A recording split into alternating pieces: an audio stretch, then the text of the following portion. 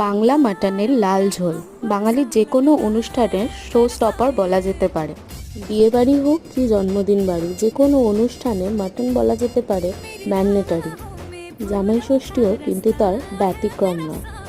আদি বাংলা থেকে এই জামাই ষষ্ঠীর প্রচলন। মনে করা হয় আগেকার দিনে যখন অ্যারেঞ্জ ম্যারেজ হতো তখন মেয়েদের তার বাপের বাড়ি আসার সুযোগ সুবিধা দুটোই অনেক কম থাকতো।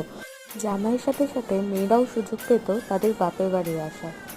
এই দিন নিয়ম অনুযায়ী শাশুড়িরা নিজেরা উপোস থেকে রেঁধে বেড়ে তাদের জামাইদের পঞ্চব্যঞ্জন, নানা রকমের ফলাদি, মিষ্টি, দই ইত্যাদি নানা রকমের জিনিস দিয়ে সাজিয়ে গুছিয়ে খাবার খেতে দেন। সময় বদলেছে, মানুষের ফুড চয়েস বদলেছে, কিন্তু অতিথি আপ্যায়নে মাটনের ভূমিকা বাঙালির মনে আজও বদলায়নি।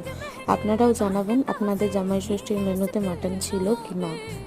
ভালো লাগলে আমাদের চ্যানেলটি লাইক ও সাবস্ক্রাইব করতে ভুলবেন না।